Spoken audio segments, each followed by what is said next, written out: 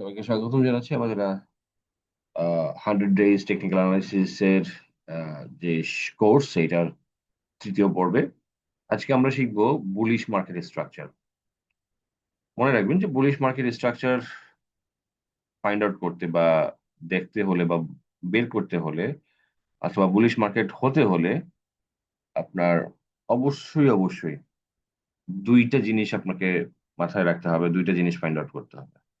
একটা হচ্ছে higher high আর একটা হচ্ছে হায়ার লো। তো আমরা সর্বপ্রথম এই জায়গাটাতে দেখব যে এটা লোয়ার লো পজিশন ছিল, অর্থাৎ এই অংশটুকু। এই লোয়ার লো থেকে একটা পিক অথবা রাইজ হবে, দেন নতুন করে আবার কি হবে, একটা রিট্রেস হবে। এই রিট্রেসটাই আমাদেরকে একটা কনফার্মেশন দিয়ে দিবে। সে কি কনফার্মেশন? প্রিভিয়াস যে লোয়ার লো ছিল সেইটা থেকে এই লোটা উপরে হবে, এবং আমরা দেখতেই পাচ্ছি যে এইটা উপরে হওয়াতে নতুন করে একটা কি হলো, হায়ার লো হলো।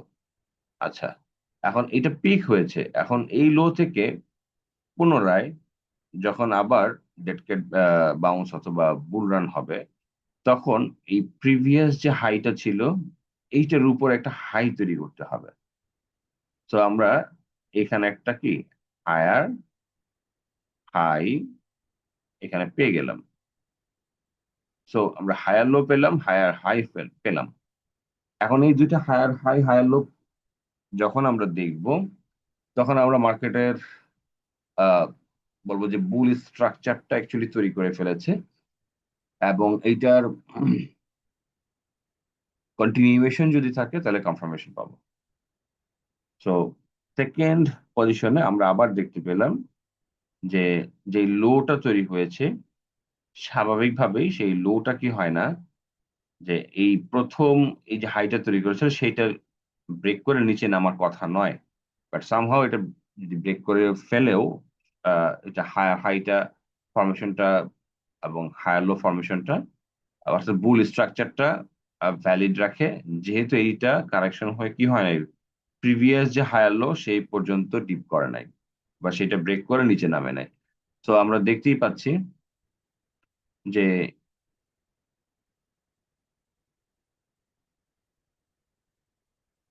এই হায়ার হাই এবং হায়ার লো ফরমেশনটা কি করছে, আরো বেশি কন্টিনিউ করে যাচ্ছে।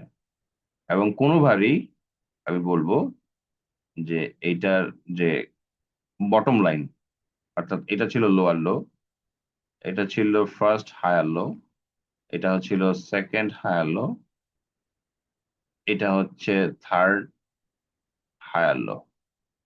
এই যে যে কারেকশন গুলো হলো, এই কারেকশনে কোনো কখনোই এই কারেকশন গুলো প্রিভিয়াস যে বটম বা কারেকশন ছিল সেইটার সমান সমান আসে নাই বা সেইটাকে ডিপ করে নিচে নামে নাই। ঠিক একইভাবে আমরা যদি হায়ার হাইয়ের কথা চিন্তা করি, এটা ছিল একটা হায়ার হাই, এটা ছিল একটা, এটা ছিল একটা। আপনি দেখবেন যে এই হায়ার হাই গুলো কি পরবর্তী হায়ার হাই গুলোকে ব্রেক করে উপরে উঠে গেছে। এই যে রেজিস্ট্যান্স এটা ব্রেক করে উপরে উঠে গিয়েছে, এই যে রেজিস্ট্যান্স এটা ব্রেক করে উপরে উঠে গিয়েছে। তো এই ফরমেশনেই যখন আপনারা দেখবেন, তখন বুঝে নেবেন যে এইটা মার্কেট একটা আহ বুল স্ট্রাকচার বা বুলিশ স্ট্রাকচার তৈরি করেছে, এবং মার্কেট এখান থেকে বুল রান কন্টিনিউ করবে। আসলে আমরা দেখি নেই মার্কেটে যে রিসেন্ট মুভমেন্টটা হয়েছে সেইটাকে আমরা এই হায়ার হাই এবং হায়ার লো অর্থাৎ বুল স্ট্রাকচারের মাধ্যমে বিশ্লেষণ করে দেখব। প্র্যাকটিক্যাল লাইফে আমরা তো থিওরিটিক্যাল জিনিস দেখলাম, প্র্যাকটিক্যাল লাইফে এই জিনিসগুলো আমরা এইভাবে ফাইন্ড আউট করার চেষ্টা করি। মার্কেট একটা বটম তৈরি করলো, কিছুটা কারেকশন দিয়ে আবার উঠার চেষ্টা করেছিল। তা আমরা এখানে একটা মানে এটা যদিও আমরা তখন জানি না যে হায়ার হাই, বিকজ এইটা এইটার পার্সপেক্টিভে, এই ট্রেন্ডের পার্সপেক্টিভে এটা হচ্ছে লোয়ার হাই।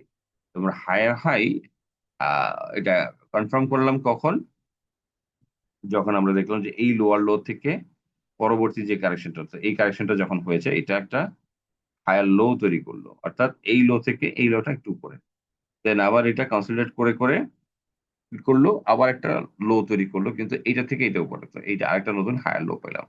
দেন আমরা এটাকে তখন কনসিডার করলাম, যখন এইটা পেলাম তখন আমরা কনসিডার করলাম এটা একটা হায়ার হাই, এবং এই হায়ার হাই কি হলো, 5,378 বা 80 পয়েন্ট, এইটাতে ব্রেকআউট করে এই যে নতুন একটা হায়ার হাই তৈরি করেছে। তো এই জিনিসগুলো যখন তৈরি করবে তখনই আমরা দেখলাম যে প্রিভিয়াসলি থিওরিটিক্যাল যে জিনিসগুলো আমরা দেখেছি সেটারই প্র্যাকটিক্যাল এখানে দেখলাম যে হায়ার হাই হচ্ছে আগের চূড়াকে ভেঙে নতুন চূড়া তৈরি করবে বা নতুন হাই তৈরি করবে এই অংশটুকু। হায়ার লো মানে হচ্ছে আগের নিচু পয়েন্টের উপরে নতুন সাপোর্ট তৈরি করবে। আশা করি আপনারা এই জিনিসগুলো একটু নোট করে রাখবেন। আর যাদের মনে থাকবে অথবা মোবাইলে বারবার দেখবেন তাহলে এই জিনিসগুলো ক্লিয়ারলি বুঝতে পারবেন। সর্বশেষ এই মার্কেট অর্থাৎ এই মার্কেটে এন্ট্রি নেওয়ার একটা দুর্দান্ত সুযোগ। কেন? কম বেশিতে বেশি লাভ। কারণ যখন আপনি এই জোনগুলো আইডেন্টিফাই করতে পারবেন এবং হায়ার লো পজিশন গুলো থেকে যখনই মোমেন্টাম ক্রিয়েট করে মুভমেন্ট তৈরি করতে শুরু করবে, ওই সময়ে যদি আপনি এন্ট্রি নিতে পারেন এবং স্টপ লসটা যদি খুব ছোট রেখে সাকসেসফুলি আপনি যদি এক্সিকিউট করতে পারেন, আপনার এখানে মার্কেটটা যেহেতু খুব বেশি ইনক্রিজ করে, সো এখানে প্রফিট গেইন করার সুযোগটা খুব বেশি। স্মার্ট মানির ভরসা। তো এই স্ট্রাকচারটি যখনই তৈরি হয় বা দেখা যায়, তখন দেখা যায় যে বাজার ইনস্টিটিউট, ব্যাংক, বড়, বড় ফান্ড, মিউচুয়াল ফান্ড এইগুলো এই প্রতিষ্ঠানগুলো কি করে? শেয়ার কেনা শুরু করে এবং যার কারণে ভলিউম বাড়তে থাকে। এবং তাদের কেনা জোনে এন্ট্রি নিলে আপনার লাভ হওয়ার সম্ভাবনা অনেক বেশি বেড়ে যায় এবং লস হওয়ার সম্ভাবনাটা অনেক কমে যায়। Higher low zone price rejection হয়ে উপরে উঠলেই এন্ট্রি নিতে হবে। যেটা আমরা দেখিয়েছি। আমরা পিছনে যাই। এই যে রিজেকশন, ১ম এ উঠে কারেকশন করে এটার নিচে কিন্তু আর নামে নাই। আবার উঠা শুরু করল। তো এটাই ছিল এই যে নামে যে নাই এটাই হলো রিজেকশন। তো এই পজিশন গুলোতেই হচ্ছে আপনি এন্ট্রি নিবেন। মনে রাখবেন টেকনিক্যাল অ্যানালিসিস আপনাকে 100% গ্যারান্টি দেবে না। এটি আপনাকে সঠিক সময়ে সঠিক সিদ্ধান্ত নেওয়ার সম্ভাবনা শুধু বাড়িয়ে দেবে। এবং সেই সঙ্গে আরো একটি বিষয়, আমাদের এই অ্যানালাইসিস কোর্স গুলো শুধুমাত্র টেকনিক্যাল আ শেখানো হয়, শেখানোর পারপাসেই তৈরি করা হয়। এগুলো এডুকেশনাল পারপাসে অনলি। কোন বাই সেল এর নির্দেশনা প্রদান করে না। সো ঝুঁকিপূর্ণ এই মার্কেটে যেকোনো প্রকার বিনিয়োগের লাভ বা ক্ষতির দায়ভার সম্পূর্ণরূপে আপনাদের নিজস্ব। সেটা আমি বা আমার চ্যানেল কোনোভাবেই গ্রহণ করব না বা দায়বদ্ধ থাকব না। আজকে এই পর্যন্তই। নেক্সট ভিডিওতে আমরা বেয়ারিশ মার্কেট স্ট্রাকচার নিয়ে কথা বলব। সেটার অপেক্ষায় থাকুন বা প্রত্যাশায় থাকুন। ধন্যবাদ সবাইকে।